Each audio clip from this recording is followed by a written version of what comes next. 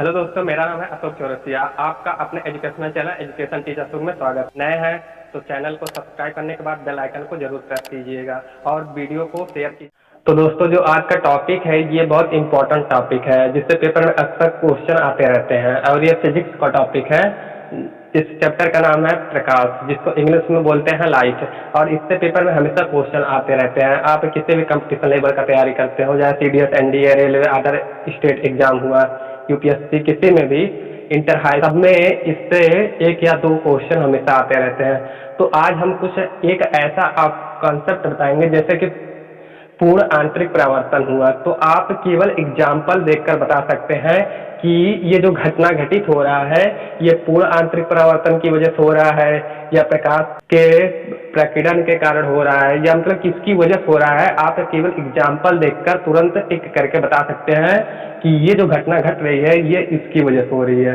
तो चलिए ज़्यादा देर ना करते हुए हम वीडियो को स्टार्ट करते हैं। लेकिन भी यूट्यूब पे पहली बार ये ट्रिक आया है जो कि हम इसको खोज किया है इसका। तो अगर आपको पसंद आएगा तो वीडियो को जरूर लाइक कीजिएगा। तो चलिए स्टार्ट करते हैं। तो जो पहला टॉपिक है मेरा ये है पूर्ण आंतरिक परावर्तन, जिसको इंग्लिश में बोलते हैं टोटल इंटरनल रिफ्लेक्शन।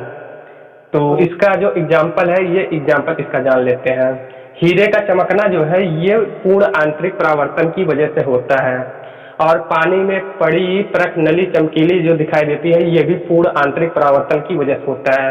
तो आइए हम बता दें, अगर कुछ इस प्रकार का अगर एग्जाम्पल आपको देखने को मिले तो आप देख के बता सकते हैं कि ये जो घटना घटित हो रही है ये इसकी वजह से हो रहा है। तो देखिए, अगर कहीं पर भी चमकीला शब्द आ गया, कहीं पर भी अगर चमकीला शब्द आ गया तो जान लीजिए कि वो जो घटना घटित हो रही है ये पूर्ण आंतरिक परावर्तन की वजह से हो रहा है। अब जैसे देख लीजिए हीरे का चमकना, अब देखिए इसमें आया है चमकना। तो हम क्या आपको बताए थे, किसी भी एग्जाम्पल में अगर चमकीला शब्द आ गया तो जान लीजिए वो जो घटना घटित हो रही है ये पूर्ण आंतरिक परावर्तन देखना है कि उसमें चमकीला शब्द आना चाहिए। अब जैसे देख लीजिए हीरे का चमकना, तो देखिए इसमें चमकीला शब्द आया है, तो इसी वजह से ये जो घटना घटित हो रही है ये पूर्ण आंतरिक परावर्तन की वजह से घटित हो रही है। तो केवल आपको चमकीला शब्द अगर एग्जाम्पल पे दिख जाए तो आप जान लीजिए ये पूर्ण आंतरिक परावर्तन की वजह से हो। कोई भी एग्जाम्पल हो, किसी भी एग्जाम्पल में। अब जैसे सेकंड एग्जाम्पल देखते हैं जो कि पेपर में अक्सर पूछता रहता है, पानी में पड़ी परख नली चमकीली दिखाई देना। पेपर में ऐसा पूछता है कि ये जो घटना घटित हो रही है ये किसकी वजह से हो रही है। तो देखिए इसमें भी चमकीला शब्द आया है। तो हम आपको बताए थे कि अगर चमकीला शब्द कहीं पे भी दिखा तो जान लीजिए ये पूर्ण आंतरिक परावर्तन की वजह से घटित हो रहा है। तो आई होप ये आपको समझ में आ गया होगा। तो चलिए अगला भी एग्जाम्पल देख लेते हैं।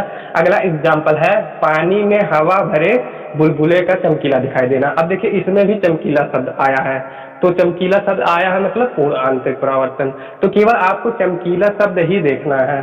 तो चलिए अगला एग्जाम्पल देखते हैं। अगला एग्जाम्पल आपका है कांच के टूटे किनारों का चमकना। अब देखिए जो कांच है वो टूट जब जाता है तो उसमें जो है उसकी सतह जो है वो चमकीली दिखाई देती है। तो देखिए इसमें भी चमकना आया है, तो चमकना आया है मतलब पूर्ण आंतरिक परावर्तन। तो देखिए अगला जो है ये पेपर में अक्सर रिपीट होते रहते हैं और ये बहुत इंपॉर्टेंट है। रेगिस्तान में मरीचिका, या मरीचिका को मृग मरीचिका भी बोलते हैं, रेगिस्तान में मरीचिका का दिखाई देना। अब देखिए ये जो मरीचिका होता है जब हम रेगिस्तान में देखते हैं इसको दूर से तो ये हमें जल दिखाई देता है, लेकिन पास जाने पर यह वो रियल में बालू होता है। तो यही मतलब मरीचिका होता है। तो रेगिस्तान में मरीचिका दिखाई देना, तो जब हम उसको दूर से देखते हैं तो हमको चमकीला दिखाई देता है, आई मीन वो वाटर की भांति हमको दिखाई देता है।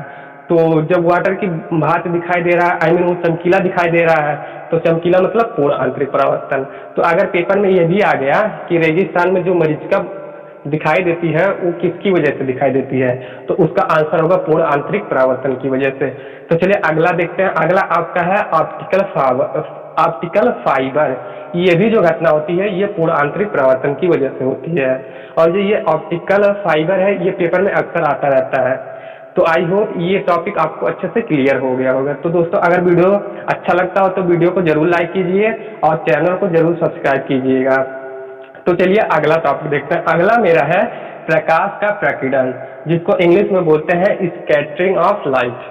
ये भी बहुत इंपॉर्टेंट टॉपिक है जिससे पेपर में अक्सर क्वेश्चन आते रहते हैं। तो पहले हम समझ लेते हैं कि प्रकाश का प्रकीर्णन किसे कहते हैं, लेकिन आपको इसका जो हम डेफिनेशन बताएंगे इसको आप कतई नहीं याद करना है, केवल जो हम बताएंगे उसी चीज पे आपको फोकस करना है। तो पहले जान लेते हैं कि प्रकाश का प्रकीर्णन होता क्या है। जब प्रकाश किसी कण से टकराकर फैल जाते हैं तो उन्हें प्रकाश का प्रकीर्णन कहते हैं।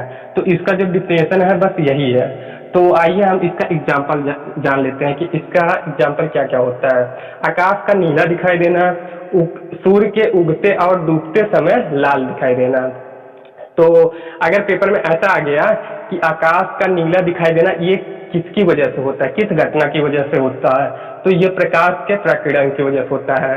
तो आपको केवल हम एक ट्रिक बता रहे हैं, केवल उसको दिमाग में रखिएगा। तो आपको कुछ भी नहीं याद करना पड़ेगा कि आकाश का नीला दिखाई देना प्रकाश के प्रकीर्णन की वजह से होता है, और जब सूर्य उगता या डूबता है तो लाल दिखाई देता है, ये भी प्रकाश के प्रकीर्णन की वजह से होता है। तो ऐसे कई एग्जाम्पल है। तो आप किसी को भी मत याद रखिएगा, केवल एक चीज याद रखिए, जहां पर रंग अर्थात कलर की बात होगी तो वहां पर आंख बंद करके आप लोग जान लीजिएगा कि प्रकाश का प्रकीर्णन है।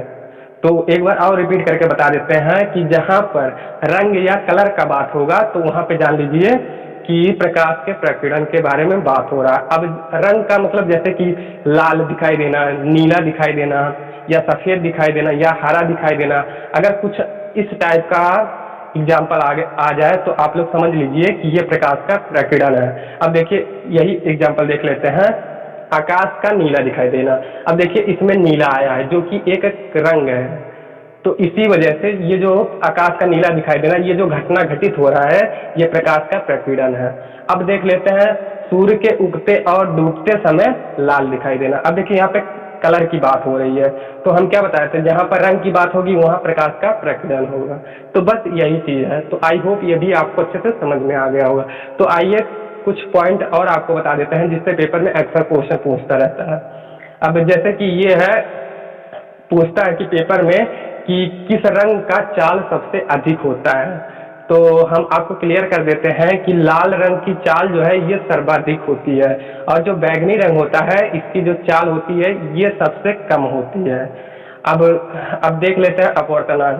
तो लाल रंग का जो अपवर्तनांक होता है ये सबसे कम होता है, और जो बैगनी रंग होता है इसका अपवर्तनांक सबसे अधिक होता है। तो चलिए देखते हैं कि किसका तरंग दैर्घ्य सबसे अधिक होता है। तो जो लाल रंग होता है इसका तरंग दैर्घ्य सबसे अधिक होता है, और जो बैगनी रंग होता है इसका तरंग दैर्घ्य सबसे कम होता है। अब देख लेते हैं कि किस रंग का विक्षेपण सबसे अधिक होता है। तो लाल रंग का विक्षेपण सबसे कम होता है और बैगनी रंग का विक्षेपण सबसे अधिक होता है। अब अगर आपको इसको याद रखना हो तो एक आपको हम कॉन्सेप्ट बताते हैं, आप इसको रट्टा मत मारिएगा। अब देखिए लाल रंग की चाल सबसे अधिक होती है, तो ये मतलब स्वाभाविक है कि जिस रंग की चाल सबसे अधिक होगी उसका विक्षेपण का मतलब होता है फैलाव। तो जान लीजिए कि जिस रंग का चाल सबसे अधिक होगा उसका जो विक्षेपण होगा वो सबसे कम होता है। तो यही रीजन है कि लाल रंग की चाल सबसे अधिक होती है तो इसका जो विक्षेपण है ये सबसे कम होता है, और जो बैगनी रंग है इसका चाल सबसे कम होता है, इसकी वजह से इसका जो विक्षेपण है ये सबसे अधिक होता है। तो आई होप ये आपको टॉपिक अच्छे से क्लियर हो गया होगा। तो एक बार और आपको रिपीट करके बता देते हैं कि पूर्ण आंतरिक परावर्तन का एग्जाम्पल वही होगा जहाँ पे चमकीला शब्द आएगा, और प्रकाश के प्रकीर्णन का एग्जाम्पल वहां पर होगा जहां पर किसी रंग की बात की जाएगी। तो आई होप ये आपको अच्छे से समझ में आया होगा।